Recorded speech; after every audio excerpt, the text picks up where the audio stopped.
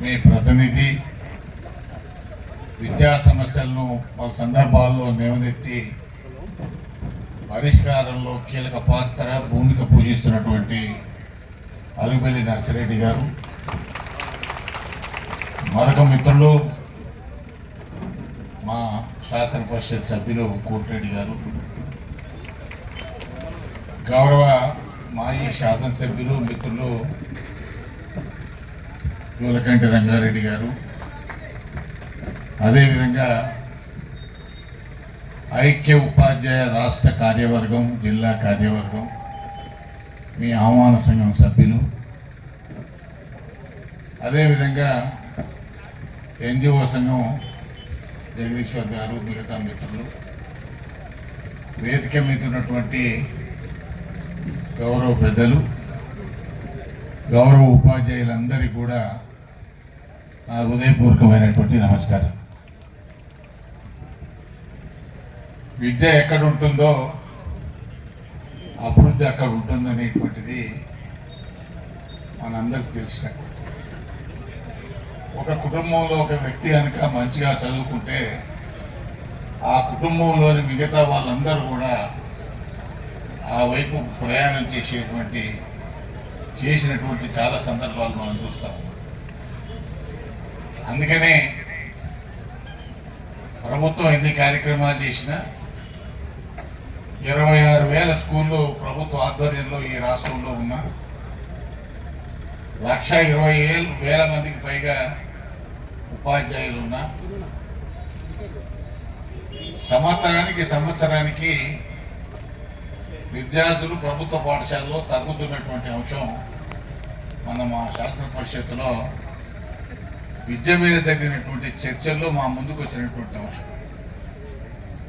దాదాపు కేవలం 18.5 లక్షల మంది విద్యార్థులు మాత్రమే ప్రభుత్వ పాఠశాలలో ఉన్నటువంటి పరిస్థితి. ఎందుకు తగ్గుతూ ఉంది అనేటువంటి అంశంలో మనం అందరం కూడా ఆత్మవిమర్శ చేసుకోవాల్సినటువంటి అవసరం ఉంది. అది ప్రభుత్వ లోపమా, నిర్వహణ లోపమా? జంగయ్య గారు చెప్పినట్టు జిల్లా విద్యాశాఖ అధికారులు లేకపోవడం కావచ్చు, మండల విద్యాధికారులు లేకపోవడం కావచ్చు, ఉన్నటువంటి వాళ్ళు సరైనటువంటి బాధ్యతలు నిర్వహించకపోవడం కావచ్చు, ప్రభుత్వం తగిన శ్రద్ధ తీసుకోకపోవడం కావచ్చు, రకరకాల కారణాల వల్ల డ్రాప్అవుట్స్ యొక్క సంఖ్య పెరుగుతూ ఉంది. దాన్ని ఏ విధంగా తగ్గించగలుగుతాం అనేటువంటి అంశాన్ని మనం ఆలోచన చేయాల్సినటువంటి అవసరం. ఈ సంవత్సరం ఈ ప్రభుత్వం డిఎస్సి ద్వారా 10,000 పైచిలకు ఉపాధ్యాయుల పోస్టులు భర్తీ చేసింది. అదేవిధంగా వివిధ రెసిడెన్షియల్ మోడల్ స్కూల్స్లో కూడా మరొక 10,000 మందిని రిక్రూట్మెంట్ చేసుకోవడం జరిగింది. ఈ రెండు కాకుండా చాలా కాలం నుంచి పెండింగ్లో ఉన్నటువంటి ప్రమోషన్స్ విషయంలో కూడా దాదాపు 20-25,000 ప్రమోషన్లు ఇచ్చి ఎక్కడ కూడా ఇంత సమస్యలు రాకుండా బదిలీల కార్యక్రమాన్ని పూర్తి చేసినారు. ఇంకా కూడా మన ముందు 317 జీవో సమస్యలు ఉన్నాయి. ఆ సమస్యలు మొన్న నర్సిరెడ్డి గారు శాసన పరిషత్తులో మరి చర్చించిన సందర్భంలో ఈ 31 తారీఖు లోపల స్పౌస్ కేసెస్ అన్నిటిని కూడా పూర్తి చేస్తామని, అది రాష్ట్ర ప్రభుత్వం యొక్క అధికారులు ఎవరైతే భార్యాభర్తలు ఉన్నారో రాష్ట్ర ప్రభుత్వంలో వారిని 31 లోపల పూర్తి చేస్తామన్నారు. కేంద్ర ప్రభుత్వము రాష్ట్ర ప్రభుత్వంలో స్పౌసెస్ కేసు ఏమైనా ఉంటే దాన్ని కూడా సూత్రప్రాయంగా రాష్ట్ర ప్రభుత్వం అంగీకరించింది. 31వ తర్వాత నేను నిన్ననే వర్షిణి గారితో మాట్లాడినాను. ఆ సందర్భంలో సార్ 31 లోపల వీళ్ళకి పూర్తి చేస్తాము, ఫస్ట్ తర్వాత వాళ్ళని కూడా టేకప్ చేస్తాము అనేటువంటి విషయాన్ని చెప్పారు. అదేవిధంగా ఇంకా కొన్ని సమస్యలు ఉన్నాయి. ఆ సమస్యలన్నీ మా మిత్రులు ఇప్పుడే ఎన్జిఓ నాయకులుగా చెప్తా ఉన్నారు. రాష్ట్ర ప్రభుత్వ ఆర్థిక పరిస్థితి మీకు తెలియదు ఏం కాదు. ప్రభుత్వాలు ఏంటంటే అధికారంలో ఉన్నవాడు అధికారం నిలబెట్టుకోవాలి, అధికారంలో లేనివాడు అధికారంలోకి రావాలి. ఇది సూత్రం. దాని కొరకు మేము చాలా సందర్భాల్లో వాగ్దానాలు చేస్తూ ఉంటాం. పూర్తి పూర్తి పూర్తి చేయకపోతేనేమో గల్లబట్టి నిలదీసే పరిస్థితి, చేద్దామంటేనేమో దాంట్లో సంచులు సంస్కారం ఉండవు. ఏం చేస్తాం? కాబట్టి అంచెలంచెలుగా దాన్ని మన సంసారంలాగా ప్రభుత్వాలను నడపాలి తప్ప మనం మరొకటి మార్గం లేదు. అందుకని ఈ 1 సంవత్సర కాలంలో ఈ ప్రభుత్వం చేసే కార్యక్రమాలు చేయాలనేటువంటి తపన ఉన్నప్పటికీ ఆర్థిక వ్యవస్థ కూడా సహకరించాల్సినటువంటి అవసరం ఉన్నది. నిజంగానే మీకు డిఏ ఇవ్వాల్సినటువంటి అవసరం ఉన్నది, పిఆర్సీని అమలు చేయాల్సినటువంటి అవసరం ఉన్నది.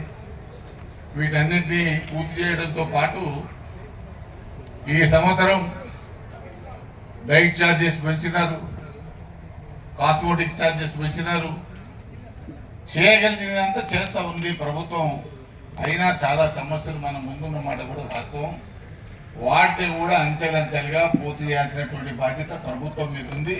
మా ప్రయత్నం కూడా దానికి సంపూర్ణమైనటువంటి సహకారాన్ని అందిస్తామనేటువంటి విషయాన్ని నేను ఈ సందర్భంగా మనం అయితే మనం అందరం కూడా ఆలోచన చేయాల్సింది. ఇంతకుముందు పెద్ద జంగయ్య గారు మాట్లాడిన సందర్భం చెప్పినారు. ఎందుకు దగ్గర పెట్టి డబ్బు వస్తుందని చూడండి. అయితే ఈరోజు మనం ఒకసారి ఆలోచన చేస్తే మౌలిక సదుపాయాల విషయంలో కూడా ప్రభుత్వాల యొక్క నిర్లక్ష్యం కొంత వాళ్ళది ఉంటే, కొంత నిర్లక్ష్యం పాఠశాలలో మనది కూడా ఉంది. ప్రతి పాఠశాలలో గతంలోనే అన్ని మరుగుదొడ్లు 100% చేసినారు. ఇప్పుడు చూస్తే సగం వాటికి దర్వాజాలు లేవు, కిటికీ మన డోర్లు లేవు, వాటర్ సప్లై లేదు. మనం దానికి ఇవాళ నేను పత్రికలు చూసినాను, నల్లాలని బిక్కపోయినటువంటి గోడ ఒకటి చూపెడతా ఉన్నారు. ఎందుకంటే దీంట్లో స్కావెంజర్స్ లేరు, వాచ్మెన్లు లేరు, కాపలాదారు లేరు. 4 గంటలు అయిపోయిన తర్వాత పంతులు ఎక్కడ వాళ్ళు అక్కడ వెళ్ళిపోతారు. దానికి బాధ్యత కూడా లేదు. ప్రభుత్వాలు చాలా పెద్ద ఎత్తున కార్యక్రమాలు టేకప్ చేస్తారు. గతంలో చంద్రబాబు నాయుడు గారి ప్రభుత్వంలో టీవీలు, కంప్యూటర్లన్నీ కొనిచ్చినారు. ఎక్కడ కూడా టీవీ లేదు, కంప్యూటర్ లేదు. ఎక్కడ ఉందా స్కూళ్ళల్లో? ఇప్పుడు ఎక్కడ పోయింది అంటే వాటికి బాధ్యులు లేరు. అట్లానే మనం ఏ కార్యక్రమం తీసుకున్నా దాన్ని సంపూర్ణంగా అమలు చేయడానికి దానికి తీసుకొచ్చేటువంటి భద్రతను కూడా తీసుకున్నప్పుడే అవి సద్వినియోగం అవుతాయి. లేకపోతే కొంతకాలం మాత్రమే మనం దాన్ని ఆస్వాదిస్తాం, మిగతాదంతా నీటిలో పోసినటువంటి పద్ధతులు మరి వ్యవహారం జరుగుతాం. అదేవిధంగా మనం కూడా ఆలోచించాల్సినటువంటి అవసరం ఉంది. నల్గొండ జిల్లా విప్లవాల కిల్లా అని చాలా చెప్పాము ఇప్పటిదాకా, తెలంగాణ సాయుధ పోరాటం. కానీ అక్షరాస్యతలో 66.6% మాత్రమే ఉన్నాం. ఇంకా చెన్నపేట, నేరేడుగొమ్ము, డిండి ఆ ప్రాంతాలకు పోతే 44% మాత్రమే అక్షరాస్యత. కారణం ఏంటి అనేది నేను పార్లమెంట్ సభ్యునిగా పలు సందర్భాల్లో మండల పరిషత్ మీటింగ్లకు పోతే మా 225 పోస్టులు సార్, 140 పోస్టులు ఖాళీలు అని చెప్తారు. ఎవరు కూడా అక్కడికి పోయేదానికి. కానీ నాకున్న ఈ 30-40 సంవత్సరాల రాజకీయ జీవితంలో 3 సార్లు పార్లమెంట్ సభ్యులుగా ఉన్న సందర్భంలో యూటీఎఫ్లో పనిచేసేటువంటి ఉపాధ్యాయులు కొంత క్రమశిక్షణతో పనిచేస్తారనేటువంటి విశ్వాసం, నమ్మకం నాకుంది. కాబట్టి విద్యా వ్యవస్థ భవిష్యత్తు కానీ, మన విద్యార్థుల యొక్క భవిష్యత్తు కానీ మన మీద ఉన్నదనేటువంటి విషయాన్ని నేను ఈ సందర్భంగా మనవి చేస్తాను. ప్రతి వ్యవస్థలో మంచోళ్ళు ఉంటారు, చెడ్డోళ్ళు ఉంటారు. కానీ ఉన్న మంచోళ్ళు అయినా సరే ఈ వ్యవస్థను ముందుకు తీసుకుపోయే దాంట్లో కీలక పాత్ర పోషించాల్సినటువంటి అవసరం ఉందనేటువంటి విషయాన్ని నేను ఈ సందర్భంగా మనవి చేస్తాను. మా మిత్రులు నర్సిరెడ్డి గారు తెలంగాణ రాష్ట్రంలో విద్యా వ్యవస్థ మీద ఒక పుస్తకాన్ని ప్రింట్ చేసి ఇచ్చారు. మా సభ్యులందరికీ ఇచ్చారు, ప్రభుత్వానికి మొత్తం కూడా ఇచ్చారు. ఏం చేస్తే ఏం లాభం, ఏ స్టాటిస్టిక్స్తో వారు మనకు అందివ్వడం కూడా జరిగిందనేటువంటి విషయాన్ని నేను ఈ సందర్భంగా మనవి చేస్తాను. ఏ ఉపాధ్యాయ విషయం వచ్చినా రాష్ట్రానికి సంబంధించిన పలు అంశాల్లో నర్సిరెడ్డి గారు స్టాటిస్టిక్స్తో సహా సభ ముందుకు వచ్చేటువంటి సందర్భాన్ని నేను ఈ సందర్భంగా వారిని ప్రత్యేకంగా అభినందిస్తాను.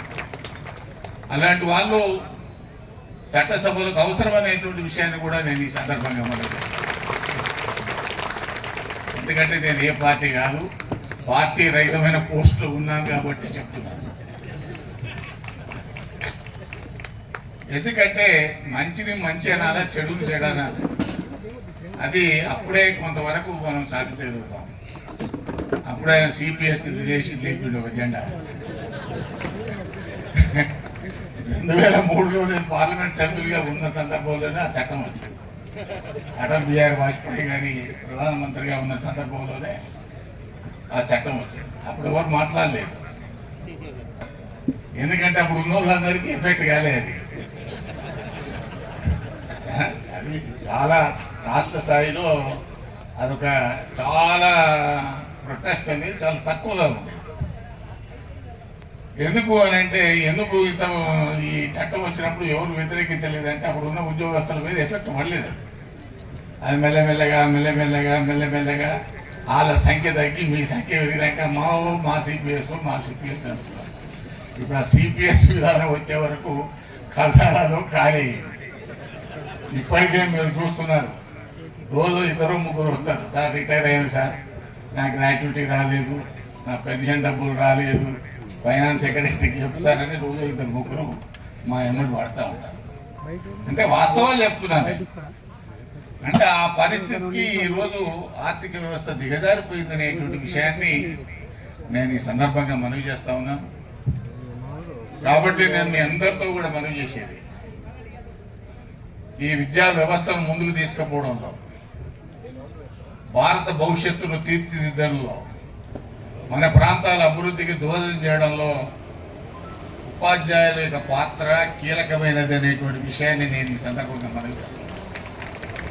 చాలా సందర్భాల్లో మేము శాసన పరిషత్ చర్చల్లో చెప్పాం, అయ్యా మేమంతా జిల్లా పరిషత్ హై స్కూల్లో చదువుకున్నటువంటి వాళ్ళం.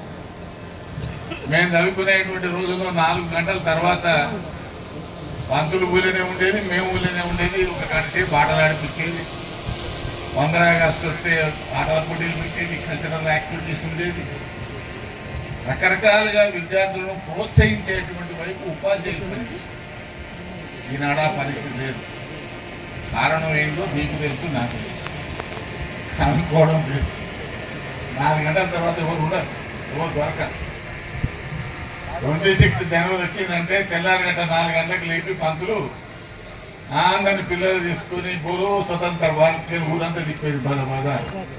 వాళ్ళు చెప్తారు ఎవరన్నా. కారణం ఏంటి? మనలో వస్తున్నటువంటి మార్పు, మనకుండే ఇబ్బందులు మనకు ఉంటాయి.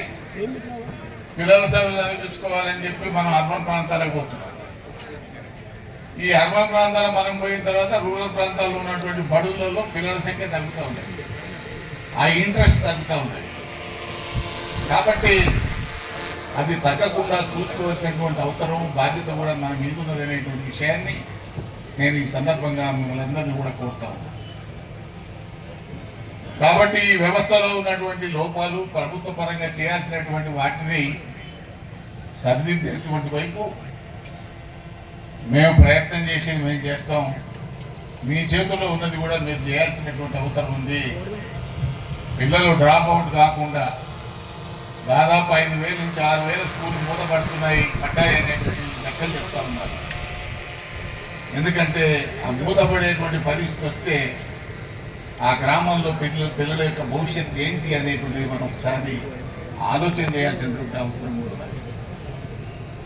అందుకనే ఈ విద్యా వ్యవస్థ కానీ మనం సాధించాల్సిన అనుకున్నటువంటి గోల్స్ కానీ చేరాలంటే అందరం కూడా ఆ వైపు ప్రయాణించి కొంత కష్టము అయినా భరించి ఈ విద్యా వ్యవస్థను ముందుకు తీసుకుపోవాల్సినటువంటి అవసరం ఉందని చెప్పి నేను ఈ సందర్భంగా మనవి చేస్తా ఉన్నాను.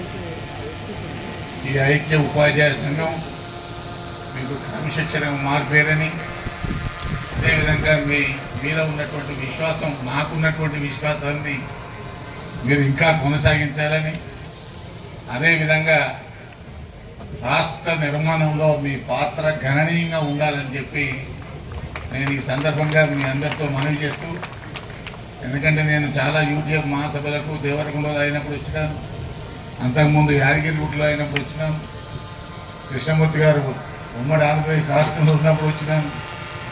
చాలా సందర్భాల్లో మీ సభలకు పిలిస్తే రావాలనేటువంటి ఒక ఆతృత, ఒక ఆలోచన, అన్ని విషయాలు మీతో షేర్ చేసుకోవచ్చు అనేటువంటి ఆలోచన నాకు ఉంటుంది. కాబట్టి తప్పనిసరిగా నేను 4 మాటలు చెప్తే 2 ఆచరణలోకి వస్తుంది, అది మీతోనే సాధ్యమవుతున్నటువంటి ఆలోచన విధానంతోనే రావడం అనేది జరిగింది. తప్పనిసరిగా నర్సిరెడ్డి గారి నేతృత్వంలో, జంగయ్య గారి నేతృత్వంలో, మరి మిగతా ఈ కార్యవర్గం నేతృత్వంలో, చావా రవి గారి నేతృత్వంలో మీ సంఘం ముందుకు పోయి విద్యా వ్యవస్థ పటిష్టతలో కీలక పాత్ర పోషించాలని ఆశిస్తూ సెలవు తీసుకుంటా ఉన్నాను. జై హింద్.